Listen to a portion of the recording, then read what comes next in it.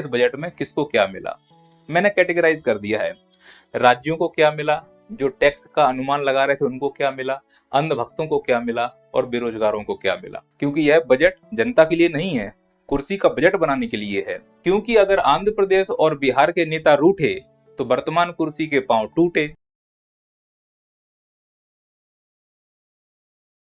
Union budget आ गया है। Budget नाम सुनते ही हमको लगता है कि अब पिटारा खुलेगा और कुछ निकलेगा। ये अमृत काल का बजट है। ये बजट आपको कुछ देने के लिए नहीं, आपसे लेने के लिए निकाला गया है। ये बजट आम जनता के लिए नहीं है। यह बजट इसलिए निकाला गया है जिससे सरकार की कुर्सी का बजट बना रहे। इन सब बातों के बावजूद भी हमारे मन में प्रश्न तो आता है बजट को लेकर, और दो ही प्रश्न आते हैं अगर आप ध्यान से देखेंगे। पहला, बजट अच्छा है या बुरा है। दूसरा, इस बजट से किसको फायदा किसको नुकसान। पहले पॉइंट पे बात कर लेते हैं कि बजट अच्छा है या बुरा है। बजट अच्छा बुरा आपके नजरिए पे निर्भर करता है। देखिए, अगर आप कोई एम्प्लॉई हैं तो आप चाहते हैं कि आपको राहत मिले। अगर आप कोई इन्वेस्टर हैं तो आप चाहते हैं टैक्स में छूट मिले। अगर आप कोई जॉब सीकर हैं तो आप चाहते हैं कि आपको रोजगार मिले। और अगर आप कोई बोरोवर हैं तो आप चाहते हैं कि आपको ऋण सस्ता मिले। अगर बजट में आपके अनुसार व्यवस्था की गई है तो आप बोलोगे बजट अच्छा है, और आपके अनुसार व्यवस्था नहीं की गई है तो आप बोल दोगे बजट बेकार है। तो बजट अच्छा या बुरा होना ये आपके नजरिए पर निर्भर करता है। आप किस कैटेगरी में आते हो उस हिसाब से देख लीजिए कि बजट अच्छा है या बुरा है। बजट में जो मेन अच्छी बातें हैं पहले मैं आपको बता देता हूँ कि कौन कौन सी चीजें सस्ती हुई हैं। तो ये सब चीजें बजट में सस्ती हुई हैं और बजट के बाद ये सब चीजें महंगी हो जाएंगी। बजट में कई सारी कमियां हैं पर उसकी अच्छाइयों को नजरअंदाज नहीं कर सकते। बजट की अगर अच्छाइयों की मैं बात करूं तो इंपोर्ट ड्यूटीज कम कर दी गई हैं। स्टैंडर्ड डिडक्शन 50,000 से बढ़ाकर 75,000 कर दिया गया है। एंजल टैक्स 0 कर दिया गया है। कॉर्पोरेट टैक्स में कटौती की गई है। बीआरओ का बजट 30% से बढ़ा दिया गया है। सर ये क्या है, हमें समझ में नहीं आ रहा है। यकीन मानो यदि आपको ये समझ में नहीं आ रहा है तो ये आपके काम का भी नहीं है, और अगर ये आपके काम का नहीं है तो बजट के दायरे से आप बाहर हो। यानी बजट की केवल खबर सुनिए, बजट के ना होने या होने से आपको कोई ज्यादा फर्क नहीं पड़ेगा। अब आते हैं दूसरे प्रश्न की ओर कि इस बजट में किसको क्या मिला। मैंने कैटेगराइज कर दिया है। राज्यों को क्या मिला, जो टैक्स का अनुमान लगा रहे थे उनको क्या मिला, अंधभक्तों को क्या मिला और बेरोजगारों को क्या मिला। सबसे पहले राज्यों की बात करते हैं। आपने सुना है संविधान में लिखा हुआ है India that is Bharat shall be union of states, मतलब भारत राज्यों का संघ होगा। लेकिन जिस प्रकार का ये बजट प्रस्तुत किया गया है ऐसा लग रहा है भारत के संघ में केवल दो ही राज्य हैं, आंध्र प्रदेश और बिहार। बजट में अधिकांश पैसा इन्हीं दो राज्यों को दिया गया है। और कमाल की बात यह है कि 2024 के चुनाव में जो सरकार वर्तमान में है इन्हीं दो राज्यों ने उनको सबसे ज्यादा झटका दिया है। इन राज्यों ने उनको वोट तक नहीं दिए और बजट में इस सरकार ने इन राज्यों के लिए एकदम झोली खोल दी। क्यों? क्योंकि यह बजट जनता के लिए नहीं है, कुर्सी का बजट बनाने के लिए है। क्योंकि अगर आंध्र प्रदेश और बिहार के नेता रूठे तो वर्तमान कुर्सी के पांव टूटे। उन राज्यों का क्या जिन लोगों ने 2024 में इस सरकार को बहुत कुछ दिया, जैसे कि मध्य प्रदेश। पूरा मध्य प्रदेश भगवा हो गया। 29 में से 29 सीटें केंद्र सरकार को दी गई लोकसभा चुनाव में। एक बार भी बजट में मध्य प्रदेश का नाम तक नहीं लिया गया। इससे हमें ये समझ में आया है कि मोदी सरकार को अगर आप वोट देंगे तो मोदी सरकार तुम्हें पलटकर पूछेगी भी नहीं, और मोदी सरकार को अगर तुम वोट नहीं देते हो तो मोदी सरकार तुम्हारे लिए खजाने खोल देगी जैसे आंध्र प्रदेश और बिहार के लिए खोले गए। क्या भारत में और कोई राज्य नहीं है? क्या ये दो ही राज्य हैं जिनके ऊपर विकास होना है? और बिहार, उसकी हालत देखो, उसके पुल ऐसे गिर रहे जैसे बिस्किट चाय में गिर जाता है, पता ही नहीं चलता। इतनी खस्ता हालत है बिहार की इंफ्रास्ट्रक्चर की। तो वहां पर कैपिटल एक्सपेंडिचर करना भी रेवेन्यू एक्सपेंडिचर करना जैसा दिख रहा है कि एक बार बना दिया टूटेगा फिर से बनाना पड़ेगा। पूरे देश की यही हालत है। पहले रोड डालो, फिर नाली खोदो, फिर नाली बंद करो, फिर रोड डालो, फिर नाली खोदो, फिर नाली बंद करो, फिर रोड डालो। इसे बोलते हैं गैर नियोजन आर्थिक विकास। नियोजन नहीं कर रहे हैं, बस विकास की तरफ भागते चले जा रहे हैं। कमाल की बात है कि बिहार में जिनको ठेका मिलेंगे वो भी किसी राजनेता के संबंधी होंगे। जम से कमीशन खाएंगे, दम से पुल तोड़ेंगे। खैर, हमें क्या है, राज्य भगवा हो गया, हमारे लिए यही पर्याप्त है। बोलो जय श्री राम। और मध्य प्रदेश वासियों से इतना कहना चाह रहा हूँ कि इससे पहले अयोध्या का मंदिर टपक के टूट जाए, रोडें धंस जाएं, रेलवे स्टेशन गिर जाए, एक बार अयोध्या के दर्शन कराओ। वैसे भी अयोध्या जाने में कौन से पैसे लग रहे हैं? अमित शाह जी ने कहा भी था, सुनिए। आप सभी को अयोध्या में राम मंदिर का दर्शन करना है ना, करना है या नहीं करना है? खर्चा होगा ना, होगा ना, मगर मैं कहता हूं नहीं होगा। आप 3 दिसंबर को भाजपा सरकार बना दो। भाजपा मध्य प्रदेश सरकार सभी को बारी बारी फ्री ऑफ कॉस्ट अयोध्या में रामलल्ला का दर्शन करा देगी। अब आते हैं हम लोग दूसरी कैटेगरी की तरफ, जो टैक्स से संबंधित हैं। बजट का मतलब केवल टैक्स ही क्यों समझा जाता है, वो भी इनकम टैक्स। भाई इनकम होगी तभी तो आप टैक्स दोगे। इसके बावजूद भी न्यूज चैनलों में, अखबारों में, आम जनता के बीच में इस चीज को लेकर डिस्कशन होता है कि आयकर में कितनी राहत दी गई है। अरे पूरी जनसंख्या का 2% भी आयकर नहीं भरता है भारत। इसका मतलब जो लोग आयकर भरते हैं उनको इससे ज्यादा कोई फर्क नहीं पड़ रहा है, और जो आयकर भरते नहीं है उनको इससे फर्क पड़ना भी नहीं चाहिए। जो सबसे ज्यादा प्रभाव पड़ता है वो है मिडिल मैन का। मिडिल मैन वो है जिसको ना तो फ्रीबीज मिलती है ना टैक्स में छूट मिलती है। वो बेचारा मेहनत करता है और सरकार को दे देता है। आज हालत ये है देश में, मिडिल मैन जो आम आदमी है उसका इंडिविजुअल टैक्स किसी भी उद्योगपति की अपेक्षा बहुत ज्यादा है, पर सरकार को इसको ध्यान नहीं है। एक झुंझुना पकड़ा देते हैं कि 0 से 3 कर 0%, 3 से लेके 6 लाख तक 5%, 6 से लेके 9 लाख तक 10%। ये पुरानी रेट है, हमने नई रेट क्या कर दी, 0 से 3 लाख तक कमाते हो 0%, 3 से 7 लाख कमाते हो 5%, 7 से 10 कमाते हो 10%। इस प्रकार से हमें झुंझुना पकड़ा दिया गया। अरे 0 से 3 के ऊपर तुम निकल ही नहीं पाओगे। इस देश में जब फॉर्म भरे जाते हैं तो ईडब्ल्यूएस से फॉर्म भरने का प्रयास करते हैं। पूरा देश दिखाना चाहता है ईडब्ल्यूएस से फॉर्म भर के कि हम गरीब हैं। जब 5 किलो अनाज बढ़ता है तो 80 करोड़ लोग अनाज में लग रहे हैं लाइन में, वो दिखाना चाहते हैं हम गरीब हैं। जिस देश में लोग गरीब दिखाने की कोशिश कर रहे हैं उस देश में लोग टैक्स कहां से भर देंगे? तो टैक्स को लेकर हमें खुश क्यों होना चाहिए, ये कभी सोचा है आपने? बजट को लेकर 2-3 बातें हमें सुननी चाहिए और समझनी चाहिए। पहली बात कि बजट हमेशा इंग्लिश में ही प्रस्तुत क्यों किया जाता है। अब कुछ चिलगोजे बोलेंगे कि भारत विविधताओं का देश है, कई भाषाएं बोली जाती हैं, इसीलिए इंग्लिश में बोला जाता है। तो जो राजनेता मंच से भाषण देते हैं वो हिंदी में ही क्यों देते हैं, फिर सब जगह इंग्लिश में जाकर भाषण दें? पर ऐसा नहीं होता है। क्रिकेट मैच की कमेंट्री कई भाषा में हो सकती है लेकिन बजट केवल इंग्लिश में, क्योंकि इंग्लिश अगर बोलेंगे तो आधे से अधिक आबादी को समझ भी नहीं आएगी कि बजट में क्या बोला जा रहा है। फिर तो वो समझेंगे जो राजनेता उनको समझाएंगे। इसीलिए सब रणनीति है। जिस देश में हिंदूवादी का झंडा लेके हम आगे बढ़ रहे हैं उस देश में अंग्रेजी में बजट प्रस्तुत किया जा रहा है और अपने आप को हिंदूवादी नेता प्रस्तुत कर रहे हैं। और संसद में जो लोग डप्पा लगा के बैठते हैं उसमें आधे से अधिक को इंग्लिश नहीं आती है, वो डप्पा में सुन के शायद हिंदी उसका अनुवाद करते होंगे। पर इससे हमें क्या फर्क पड़ता है? जो हमें दिया जा रहा है हम उसको एक्सेप्ट कर रहे हैं अंधभक्ति के नाम पर।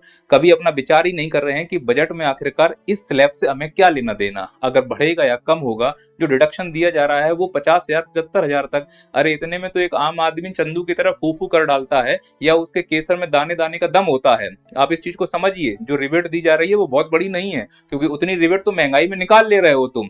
उतनी रिबेट तो तुमने जियो के रिचार्ज करके महंगे करके निकाल लिए हैं। एक तरफ महंगाई है, ऊपर से रिबेट दे रहे हो, तो बचा क्या लोगों के पास? लेकिन झुंझुना है जो बजा रहे हैं सब लोग।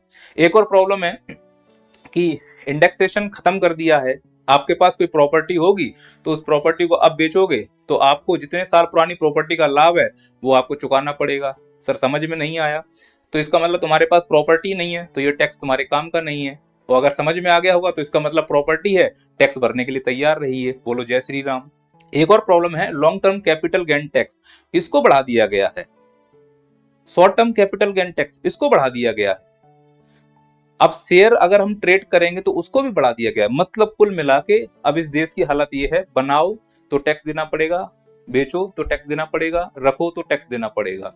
कहीं से भी कमाई होने के जरिया नहीं है। तो हमने 2 कैटेगरी देख ली। अब आते हैं तीसरी कैटेगरी, अंधभक्तों की कैटेगरी। समझिए कि अंधभक्तों को इसमें क्या मिला। जो एफडीआई है अब वो चाइना से आने की तैयारी कर रहा है। बजट में ऐसा अनुमान लगाया जा रहा है। चाइना जिसको चिल्ला चिल्ला के पानी पी पी के कोस रहे थे कि चाइना को बायकॉट करना है, उसका टिकटॉक बायकॉट कर दिया, उसका ये बायकॉट कर दिया, उसका वो प्रोडक्ट बायकॉट कर दिया। चाइना के ही मोबाइल से चाइना को ही बायकॉट कर रहे थे अंधभक्त। दूसरी खुशखबरी ये है कि चाइना का एक प्रोडक्ट है शेन, इसके साथ अंबानी जी कोलैबोरेट कर रहे हैं। अब सेन के प्रोडक्ट को अंबानी जी भारत में बेचेंगे। तो इसका मतलब है कि ये जो अंबानी जी हैं लड़के की शादी कर रहे थे भारत विरोधी हैं। भाई जो देश चाइना का विरोध कर रहा है उसका एक बिजनेसमैन चाइना के ही प्रोडक्ट को आके भारत में बेचने के लिए प्रोत्साहित कर रहा है। जो सरकार चाइना का विरोध कर रही है वही सरकार अब चाइना से एफडीआई लेना चाह रही है। देशभक्ति कहाँ चली गई? लाल आंखें दिखाना चाह रहे थे, कहाँ चले गए? जागो अंधभक्तों, समझो, तर्क करो। ये देश हम सबका है, इस देश में सबकी भूमिका है, किसी एक को इस देश का सरताज नहीं मानना है, नहीं तो इसी प्रकार से चोट खाते रहेंगे। अब आते हैं तीसरी कैटेगरी, जो लोग बेरोजगार हैं उनके लिए बजट में क्या व्यवस्था है। बजट से एक दिन पहले इकोनॉमिक सर्वे आया था, उसमें लिखा था कि रोजगार इसलिए क्रिएट नहीं हो रहे हैं क्योंकि प्राइवेट सेक्टर जॉब क्रिएट नहीं कर रहा है। क्या सरकार से मैं पूछना चाह रहा हूं, आप प्राइवेट सेक्टर के भरोसे बैठे हो? तो हम लोगों ने आपको चुनकर क्यों भेजा है? गुइयां छीलने के लिए? हम लोग जो इतना टैक्स दे रहे हैं, आप रोजगार सृजित कर नहीं पा रहे हो, तो उस पैसे का क्या कर रहे हो? अगर आप कहोगे कि उस पैसे से इंफ्रास्ट्रक्चर बना रहे हैं, तो ऐसा सड़ा हुआ इंफ्रास्ट्रक्चर जिसके पुल गिर रहे हैं, सड़कें धंस रही हैं, एयरपोर्ट टूट रहे हैं, हवाई जहाज उड़ रहे हैं, साथ में एयरपोर्ट भी उड़ रहे हैं, रेल के एक्सीडेंट नहीं रुक रहे हैं, तो पैसा जा कहां रहा है? पूरा भ्रष्टाचार स्पष्ट रूप से दिख रहा है। अगर सब काम प्राइवेट को ही करना है तो सरकार की भूमिका क्या है? पर कुछ बोलेंगे नहीं, इस बार के बजट में सरकार ने कई सारे रोजगार के अवसर दिए हैं। बिल्कुल दिए हैं, पर ये खोखले वादे हैं, मैं स्पष्ट कर देता हूं। यहाँ पे लिखा हुआ है कि इंटर्नशिप के जरिए 1 करोड़ लोगों को अगले 5 साल में रोजगार दिया जाएगा। क्या मजाक है? ठीक ऐसी एक योजना NAPS करके आई थी, इसके बारे में कभी सुना है तुमने? इस सरकार की विशेषता ये है, सिर्फ योजना घोषित कर दो, उसका परिणाम क्या है कभी बात मत करो। क्या हुआ मेक इन इंडिया का? क्या हुआ डिजिटल इंडिया का? क्या हुआ स्किल इंडिया का? क्या हुआ स्टार्टअप इंडिया का? भाषण दे दो, चले जाओ, 2 महीने बाद अपने आप भूल जाओगे। क्यों? भारत कुपोषण का शिकार है, मानसिक रूप से तेज नहीं है, बुद्धि है नहीं है, याददाश्त कमजोर हो चुकी है, तो कौन याद रखने वाला है? क्या हुआ PM केयर फंड का? कभी जिक्र हुआ है? नागरिकों का पैसा उस PM केयर फंड में है और नागरिकों को ही उसकी जानकारी नहीं दी जाएगी। अजीब का लोकतंत्र है। लेकिन अब इसमें कई ऐसा बोलेंगे कि ये भी तो देखो कि सरकार ने और भी कई योजनाओं के प्रस्ताव दिए हैं। सही बात है, बजट में रोजगार देने के लिए योजना A, योजना B, योजना C करके कई सारी योजनाएं बनाई गई हैं। पर मैं ये कहना चाह रहा हूं कि सरकार जो वादे करती है, कभी सरकार ने वादे पूरे किए हैं? अच्छे दिन के वादे किए थे, क्या अच्छे दिन आए हैं? सरकार जो वादा करती है उस पर कभी अमल नहीं करती है। बजट में जो घोषणा हो रही है वो सिर्फ घोषणा ही मात्र है। 2 करोड़ नौकरियां देने का वादा किया, कुछ नहीं है, पकौड़े तले जा रहे हैं। 2022 तक किसानों की आय दुगनी करनी थी, नहीं कर पाए हैं। बहुत हुई महंगाई की मार, अब की बार मोदी सरकार। जैसे ही सरकार बनी, महंगाई के अलावा कुछ नहीं दिखा, तो कैसे इस सरकार पर भरोसा कर लें कि जो ये कहते हैं वो कर देंगे? पिछले 10 साल में इनका ऐसा ट्रैक रिकॉर्ड नहीं रहा है। हाँ, ये भाषण बहुत अच्छा दे के जाएंगे, हाँ ये विश्वास बहुत अच्छा जगा के जाएंगे, पर उस पर अमल नहीं कर पाएंगे। ये खुद कहते हैं और खुद ही भूल जाएंगे। और महंगाई की हालत तो बद से बदतर होती जा रही है। मैं आपको एक उदाहरण के द्वारा समझा रहा हूँ कि मान लो आपको एक गाड़ी लेने जा रहे हैं, उसमें जितने भी टैक्स हैं, पेट्रोल पर tax, road tax, footpath tax, खरीदने पर टैक्स, बेचने पर टैक्स, हर चीज पर टैक्स लग रहा है। सबको मिलाओ तो वो 20 लाख की गाड़ी 35 लाख की पड़ती है। सरकार इतना टैक्स वसूल रही है एक आम आदमी से। सरकार से इतना कहना चाह रहा हूं कि आप टैक्स वसूलते हो USA जैसा और सुविधाएं देते हो युगांडा जैसी, और उम्मीद करते हो कि भारत में क्रिएटिवनेस बनी रहे। कहां से बनी रहेगी? कुपोषण में हम हाई हैं, टैक्स पेयर में हाई हैं, सुविधाएं कम मिल रही हैं, शिक्षा पे खर्च कम कर रहे हो, रिसर्च डेवलपमेंट पे खर्च कम कर रहे हो, और उम्मीद कर रहे हो कि भारत 2047 तक घोड़े की तरह दौड़ना शुरू कर दे। आपकी एक रिपोर्ट आई थी इकोनॉमिक सर्वे, उसमें कहा कि भारत में जो फास्ट फूड है वो बढ़ रहे हैं, उसमें क्रिएटिव लोग कम होते जा रहे हैं। क्रिएटिव लोग हैं तो अवार्ड भी दिए जा रहे हैं क्रिएटिव लोगों को। ये क्रिएटिव लोगों को देखो, हरियाणा के मुख्यमंत्री हाथ है, इससे पूछो गांजा कैसे फूंका जाता है, इससे पूछो सांप के विष से कैसे जहर बनता है, इससे पूछो लड़कियों कैसे छेड़ते हैं, इससे पूछो गाली गलौज कैसे करते हैं, इससे पूछो कैसे थप्पड़ मारा जाता है ना क्रिएटिव? ऐसे ही इस व्यक्ति को मोदी जी ने अवार्ड दिया है क्रिएटिव के नाम पर। उसकी क्रिएटिविटी क्या है? ये कैसे सवाल पूछता है ये? कभी किसी को पेला है आपने? पेला है मतलब क्या होता है? दो मतलब होते हैं पेलने के बेटा। पहले तू डिसाइड कर ले कौन सा पेलना बोल रहा है। किन चीजों को लेकर झगड़ते थे? लड़की को लेके हो गया, कभी किसी ने कुछ उल्टा सीधा दोस्त को कह दिया, उसके लिए हो गया। तो हमें समझने की जरूरत है कि जो बातें हमसे बोली जाती हैं मंच से या मंच के बाद, वो केवल दिखावटी बातें हैं। हम लोग कांवड़ यात्रा में कांवड़ उठाकर घूम रहे हैं। किसी तुमने राजनेता लड़के को कांवड़ यात्रा में कांवड़ ले जाते हुए नहीं देखा होगा, लेकिन भाषण वो कांवड़ की यात्रा पर ही देंगे कि हम भगवान के असीम भक्त हैं, और हम लोग अपना रोजगार धंधा छोड़कर कांवड़ यात्रा में लगे हुए हैं। अरे भगवान तो हमारे हृदय में है ना, भगवान देख रहा है ना हमारे दुख दर्दों को, पर हम कांवड़ यात्रा उठाकर राजनीति का शिकार हो रहे हैं कि इसके नाम पर प्लेट होनी चाहिए, उसके नाम पर प्लेट नहीं होनी चाहिए। ये जो भेदभाव हमसे उत्पन्न करवाया जा रहा है, ये राजनीति का आधार है। जब तक हम ये चीज समझेंगे नहीं, तब तक हमें समझ में नहीं आएगा। इसीलिए तर्क की बात कीजिए, अधिकारों की बात कीजिए, और बजट में अगर आपको और अच्छे समझना है तो ये बजट की प्राथमिकता है, इनको अच्छे से समझिए। आप मूल्यांकन कीजिए कि जो घोषणा की जाती है वो पूरी हो पाती हैं या नहीं हो पाती हैं। लास्ट में इतना कहूंगा कि शेयर मार्केट में अगर इंटरेस्टेड हैं तो पहले उसका अध्ययन कर लें, जिस कंपनी के शेयर खरीदने बेचने हैं उसके बारे में जानकारी ले लें। जितनी अच्छी जानकारी लोगे उतना अच्छा इसमें काम कर पाओगे। सब इसमें रिस्क है, जीवन ही एक रिस्क है, लेकिन मैं मानता हूं कि शेयर मार्केट भविष्य का बाजार है। और जो युवा फालतू बैठे हैं वो अगर छोटी छोटी पूंजी से शेयर मार्केट में काम करना शुरू करेंगे तो निश्चित रूप से फायदा होगा।